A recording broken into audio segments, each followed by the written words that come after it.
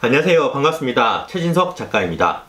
이번에는 일 잘하는 사람에게 주어지는 포상은 더 많은 일이다 라는 것을 주제로 이야기해 보도록 하겠습니다.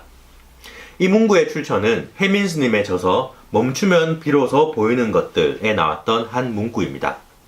거기에 보면 인생의 장 156페이지에 이렇게 내용이 나와요. 희한하지? 일을 잘하는 사람에게 돌아오는 상은 더 많은 일이라네.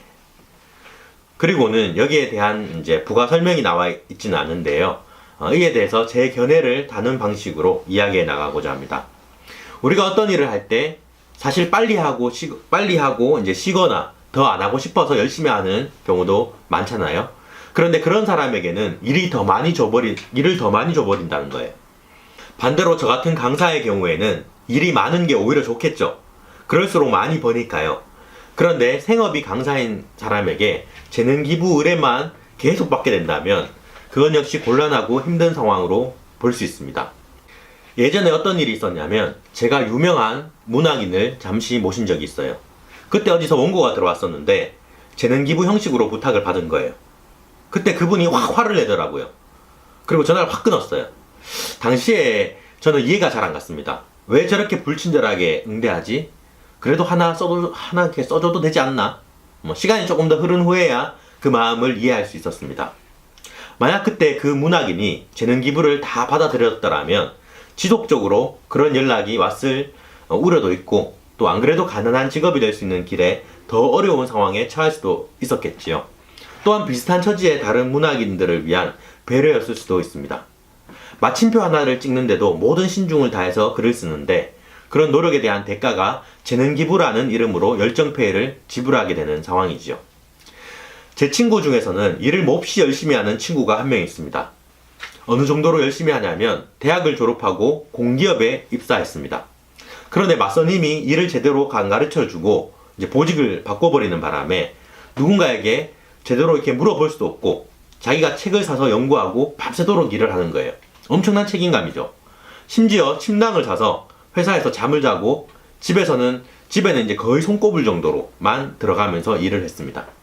이 친구가 능히 일을 해내니까 다른 사람들은 일을 더 맡기게 되었고 결국 제 친구는 퇴사를 했습니다.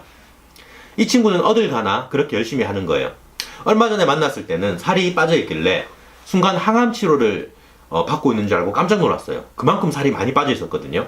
알고 봤더니 새로 옮긴 직장에서 이제 받는 그런 일 스트레스 때문에 빠졌다는 거예요. 그 친구에게 제가 읽었던 책의 이야기를 전해주니까 공감을 많이 하더라고요. 물론 경쟁사회에서 누구보다 열심히 하고 잘하고 그리고 많은 일들을 해야만 살아남을 수 있는 구조입니다.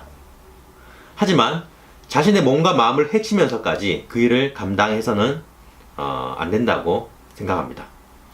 가장 좋은 것은 일을 지시하는 사람이 그런 것들을 인지하는 것이지만 생각보다 잘 안 되는 경우가 많죠. 자기가 직접 경험해 보지 못하면 잘 못 느끼거든요.